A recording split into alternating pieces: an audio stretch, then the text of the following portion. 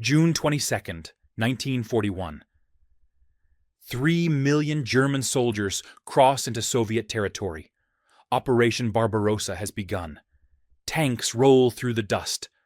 Artillery pounds the horizon. It's the largest invasion in human history. But let's change one thing. Hidden in the columns, covered in camouflage nets, are machines nobody understands. 5 Leopard 2A7 main battle tanks, the most advanced armored vehicles on Earth, dropped into a war they were never built for. So, what happens when modern steel faces the Soviet war machine? Can 5 tanks change the course of history, or will they vanish in the endless Russian winter? So, what exactly just appeared on the Eastern Front? Each Leopard 2A7 weighs 67 tons or 134,000 pounds. It can cruise at 42 miles per hour or 68 kilometers per hour on roads, and still move at 25 miles per hour cross-country. The armor is advanced composite steel, ceramic, and depleted uranium, nearly impossible to penetrate with 1941 weapons. The main gun is a 120mm smoothbore cannon that fires armor-piercing rounds at over 5,000 feet per second, or 1,700 meters per second. It can hit targets accurately from over 3 miles away or 5 kilometers. The targeting system uses thermal imaging, laser rangefinders, and computer-assisted fire control. It can lock onto moving targets while the tank itself is moving at full speed. The Leopard also carries a coaxial MG3 machine gun and a remote-controlled top-mounted machine gun. Both fire 1,200 rounds per minute. It has 360-degree cameras, night vision, and smoke launchers. The crew of 4 sits inside climate-controlled compartments with digital displays. But it's not perfect. These tanks need fuel, ammunition, and maintenance. In 1941, nobody can fix them, refuel them properly, or even understand their electronics. Each tank gets one chance, and then it's over. Now, let's look at what they're facing. The Eastern Front in 1941 is the biggest battlefield in history. The German army has around 3,350 tanks at the start of Barbarossa. Most are Panzer IIIs and Panzer IVs, decent for their time, but slow. The Panzer III tops out at 25 miles per hour or 40 kilometers per hour. Its 50mm gun struggles against Soviet T-34s. The Panzer IV is slightly better, with a 75mm gun, but still limited. Then there's the Soviet side. They have over 20,000 tanks, including the legendary T-34. Sloped armor, wide tracks for mud and snow, and a 76mm gun. It's faster and tougher than most German tanks.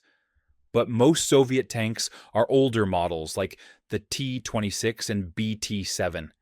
Easy targets. The real problem isn't the tanks. It's the terrain. Endless mud in spring, choking dust in summer, frozen metal in winter. Roads disappear, engines freeze. Supply lines stretch for hundreds of miles. And the distances are insane. Moscow is 1,000 miles from the German border. Leningrad and Stalingrad even farther. Every mile forward means one more mile to supply. That's the real enemy. But now, 5 modern tanks just entered the fight.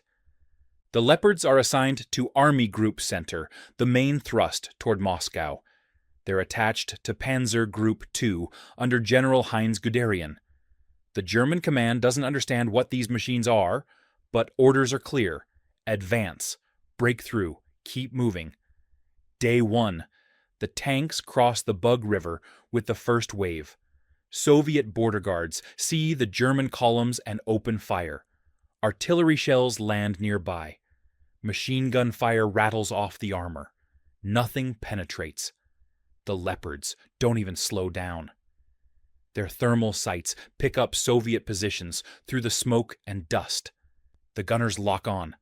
5 seconds later, the Soviet bunkers vanish. One shot, one kill. Every time. The German infantry behind them stare in disbelief. These tanks don't miss. By noon, the Leopards have pushed 30 miles into Soviet territory. They encounter a Soviet armored column, 15 T-34s moving to counterattack.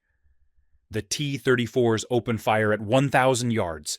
Their shells bounce off the Leopard's armor like pebbles. The Leopards return fire from over 2 miles away. The Soviet tanks explode before their crews even see the enemy. In 3 minutes, all 15 T-34s are burning wrecks. The German tankers in their Panzer IIIs and IVs can't believe it. These new tanks are killing from distances they didn't think were possible. Word spreads fast. Ghost tanks. Unstoppable machines. Invincible steel. Soviet commanders get frantic reports. Tanks that can't be destroyed. Guns that never miss. Attacks from impossible ranges. Some think it's propaganda. Others panic. Within a week, the Leopards have carved a path 200 miles deep into Soviet territory. They've destroyed over 100 Soviet tanks, dozens of artillery pieces, and countless bunkers. German casualties in their sector drop by 60%. But then the problems start. Fuel. The Leopard 2A7 runs on diesel, which the German army has, but it burns through it fast. In combat, each tank uses around 300 liters per 100 kilometers. The supply trucks can barely keep up. By week 2, the Leopards are rationing fuel, only moving when absolutely necessary. Ammunition. Each Leopard carries 42 main gun rounds. In the first week, they've fired over half. There are no replacements. Maintenance. Modern tanks need constant care. Filters, hydraulics, electronics, all require specific parts and tools. The German mechanics try their best, but they're working with 1941 equipment. One Leopard develops a hydraulic leak. Without proper seals, it can't traverse its turret. Another has computer glitches. The targeting system flickers on and off. By week 3, they're running on borrowed time. But the real test comes in September. The weather changes. Rain turns the roads into rivers of mud. The legendary Rasputitsa, the season of mud. Entire German divisions grind to a halt. Tanks sink up to their tracks. Trucks can't move. Supply lines collapse.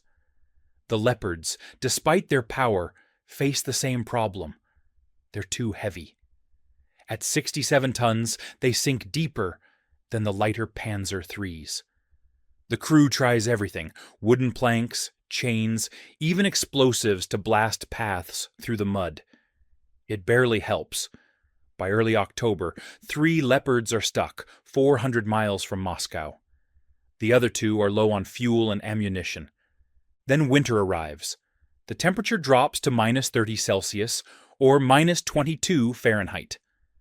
The Leopards have heating systems, but the fuel situation is critical. The German supply columns freeze solid. Engines won't start. Oil turns to sludge. The Leopards can still operate, but without fuel deliveries, they're stationary fortresses. Soviet forces adapt. They stop attacking the Leopards directly. Instead, they cut off supply routes, isolate German units, and wait. By December, the German advance stalls completely. The Leopards have fought brilliantly, but they can't fix the fundamental problem: logistics. The Germans needed millions of tons of supplies to reach Moscow. 5 modern tanks, no matter how advanced, can't change that. So, could 5 Leopard 2A7 tanks change the outcome of the Eastern Front? Tactically, yes. They'd dominate every battle, destroy hundreds of Soviet vehicles, and save thousands of German lives. Their sector would punch deeper and faster than any other.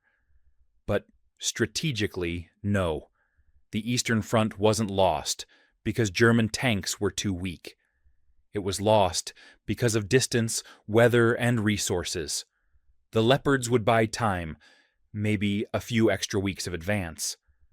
But without fuel, ammunition, and parts, they'd eventually stop. And even if they somehow reached Moscow, 5 tanks can't hold a city of millions. The war would still turn. The Soviets would still counterattack, and the German army would still face the same brutal reality. You can't conquer Russia with machines alone. Or what do you think? And what happens when a World War II submarine faces a modern destroyer? Watch the video on screen to find out. Thanks for watching.